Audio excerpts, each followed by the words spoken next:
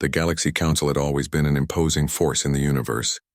Representatives from hundreds of star systems gathered in the gleaming halls of the celestial spire, their eyes unblinking, their decisions absolute. For millennia they had maintained order, their decrees shaping the destiny of civilizations, large and small. Yet as powerful as they had never encountered a species like humanity. On Earth, humans went about their ordinary lives, largely oblivious to the cosmic negotiations that often discussed their fate. But word of the Council's intent reached the planetary governments, carried in coded transmissions intercepted by Earth's intelligence networks. The message was unmistakable.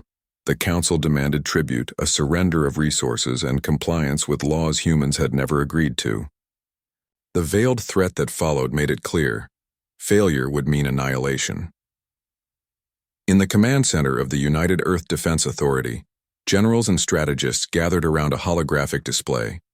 The room hummed with tension, each light representing the fleets and installations prepared to defend the planet.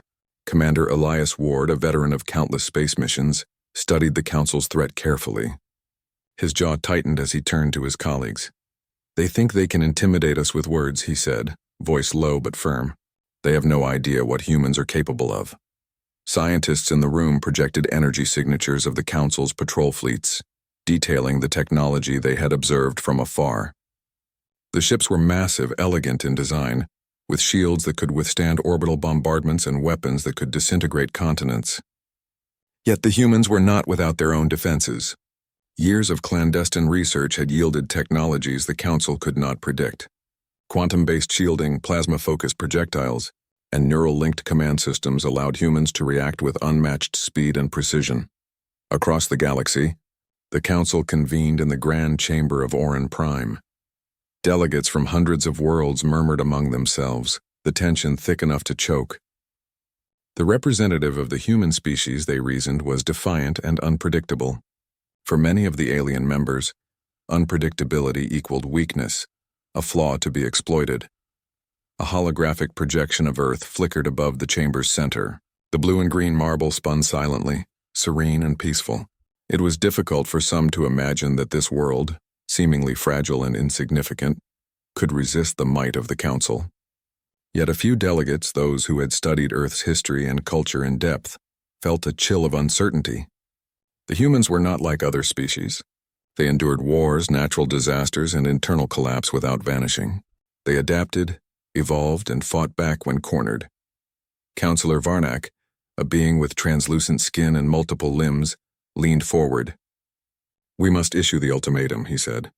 "The humans will comply, or they will be removed from the galactic order. Their resistance is a threat to the stability we have maintained for centuries." The vote passed unanimously. The message was transmitted, filled with the weight of authority and the promise of destruction. Within minutes, Earth received it. Across the planet, citizens paused in their routines, the holographic broadcast echoing in every home and city. Humanity had been threatened by a power they had never fully acknowledged. Yet in the same instant, there was no panic. There was only resolve. President Leora Hayes addressed the world from the Global Unity Hall. Her voice was calm but unwavering. "The Galaxy Council believes they can dictate terms to us. We will not negotiate under threats. Earth will stand. Humanity will stand."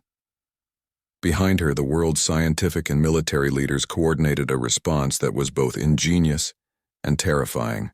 Earth's orbital defense satellites, disguised as research stations, prepared for immediate deployment. Automated ships capable of near light-speed jumps positioned themselves strategically near Council-monitored zones.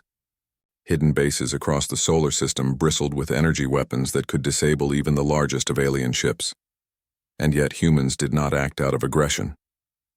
The first strike, when it came, was purely defensive, a calculated, precise neutralization of the monitoring satellites that the Council had placed around Earth. It sent a clear message: humanity could defend itself, and retaliation would be swift if provoked further. Minutes passed. The Council expected fear, confusion, or a plea for mercy. Instead, they encountered the opposite: total readiness. Their communications channels, usually filled with deference and protocol, carried messages of strategic countermeasures, unexpected maneuvers, and proof that humanity had observed them for decades. Every move of the Council's fleets was anticipated. Every tactic analyzed and countered. In the Grand Chamber, panic spread like wildfire. Councilors argued, their voices rising to frenzied levels. "How can they know?" one delegate shrieked. "Our patrol routes, our weapon systems, even our council procedures." "It is impossible," another hissed. No species could anticipate us with such precision, yet the evidence was undeniable. Within moments, reports arrived that several council ships, sent to intimidate Earth further, had been intercepted and disabled without a single human casualty. The human strategy was flawless, their technology unmatched in the aspects the Council could not have anticipated. The galaxy's most powerful governing body was being outmaneuvered in real time by a species it had deemed primitive. Commander Ward watched the Council's movements through live feeds captured by reconnaissance satellites. His expression was unreadable. Around him, the officers of Earth's defense fleets understood the gravity of what was happening. "They are retreating," one officer whispered, disbelief in his tone.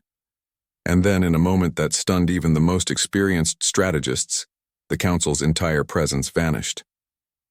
The Grand Chamber, the fleets, the administrative stations, all disappeared in a matter of minutes. Communication attempts met only silence. Observers in orbit around distant planets reported voids where the Council's ships had once glimmered. It was as if the Council had never existed, swept from existence or reality itself in a single, incomprehensible act. Scientists speculated endlessly. Had humanity's precise defense measures triggered a hidden failsafe? Had the Council underestimated human ingenuity so catastrophically that they chose self-erasure rather than defeat? No answer could fully explain what had happened. On Earth, celebrations were muted but profound. Humanity had faced the ultimate test and emerged unbroken. The planet had not only survived but demonstrated a capability the galaxy had never anticipated. Humanity's reputation transformed in a matter of hours. Reports from distant star systems confirmed what humans already knew. Their species was now respected, feared, and impossible to ignore. Yet, for all the triumph, there was no arrogance. Commander Ward and President Hayes convened with global leaders, emphasizing a measured path forward. "We did not destroy them," Hayes reminded them. "We defended ourselves. Our duty now is to ensure that humanity remains vigilant, capable, and prepared, but also responsible." The disappearance of the Council sparked a chain reaction across the galaxy. Systems that had relied on its authority for governance experienced upheaval. Trade routes faltered, alliances fractured. Species that had never dared to question the Council suddenly found themselves navigating an uncharted universe where the most powerful arbiter was gone. Humanity, for its part, extended cautious handshakes of diplomacy. They offered guidance and support to fledgling civilizations, sharing knowledge but never imposing dominance. Even in their triumph, humans demonstrated the qualities that had led to the Council's demise: resilience, intelligence, and a surprising empathy that allowed them to anticipate threats without succumbing to hatred. Across human colonies on Mars, Europa, and orbital habitats, researchers and engineers worked tirelessly to expand understanding of space, new technologies, and cosmic phenomena. Humanity's vision was no longer limited by planetary confines. They aimed for a galaxy where cooperation and preparedness could coexist. Stories of the Council's sudden vanishing became legends told across spaceports, research stations, and embassies.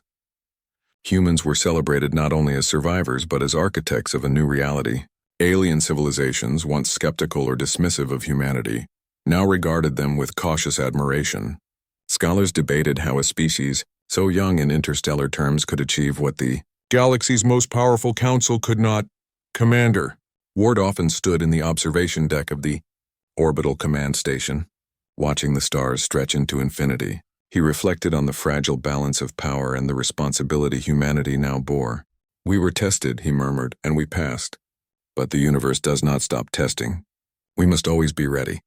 And so humanity's story continued.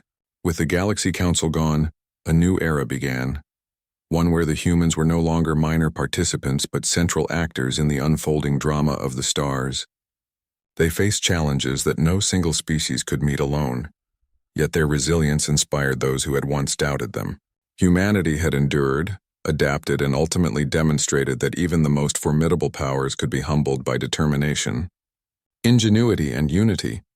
In the silent reaches of space, the void left by the Council served as a reminder.